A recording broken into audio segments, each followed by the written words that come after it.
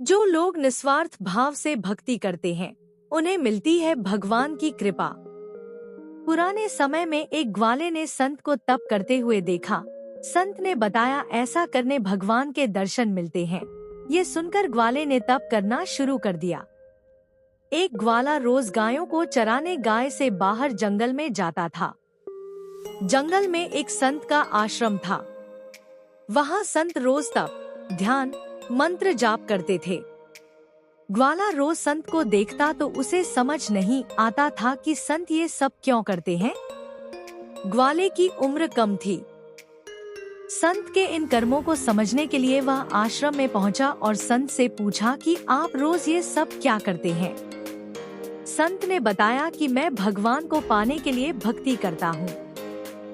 रोज पूजा पाठ, तप, ध्यान और मंत्र जाप करने से भगवान के दर्शन हो सकते हैं। संत की बात सुनकर ग्वाले ने सोचा कि मुझे भी भगवान के दर्शन करना चाहिए। ये सोचकर ग्वाला आश्रम से निकलकर एक सुनसान जगह पर पेड़ के नीचे एक पैर पर खड़े होकर तप करने लगा। कुछ देर बाद उसने सांस लेना भी बंद कर दिया। ग्वाले ने सोचा कि जब तक भगवान दर्शन नहीं देंगे, मैं ऐसे ही रहूंगा। छोटे से भक्त की इतनी कठिन तपस्या से भगवान बहुत जल्दी प्रसन्न हो गए। वे ग्वाले के सामने प्रकट हुए और बोले कि पुत्र, आंखें खोलो, मैं तुम्हारे सामने आ गया हूँ। ग्वाले ने आंखें खोले बिना ही पूछा कि आप कौन हैं? भगवान बोले कि मैं वही ईश्वर हूँ जिसके दर्शन के लिए तुम तप कर रहे हो। ये सुनकर ग्वाले ने आंखें खोल ली, लेकिन उसने ईश्वर को कभी देखा नहीं था। वह सोचने लगा कि क्या ये ही वो भगवान है। सच जानने के लिए उसने भगवान को एक पेड़ के साथ रस्सी से बांध दिया। भगवान भी भक्त के हाथों बंध गए। ग्वाला तुरंत दौड़कर उस संत के आश्रम में पहुंच गया और पूरी बात बता दी। संत ये सब सुनकर हैरान थे। वे भी तुरंत ही ग्वाले के साथ उस जगह पर पहुंच गए।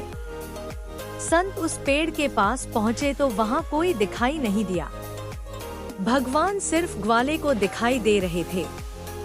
संत ने बताया कि मुझे तो यहाँ कोई दिखाई नहीं दे रहा है। तो ग्वाले ने भगवान से इसकी वजह पूछी।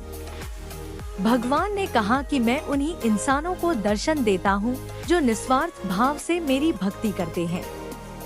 जिन लोगों के मन में कपट, स्वार्थ, लालच होता है, उन्हें मैं दिखाई नहीं देता। सीख, जो लोग भगवान की भक्ति निजी स्वार्थ की वजह से करते हैं, उन्हें भगवान की कृपा नहीं मिल पाती है। निस्वार्थ भाव से की गई भक्ति ही सफल होती है।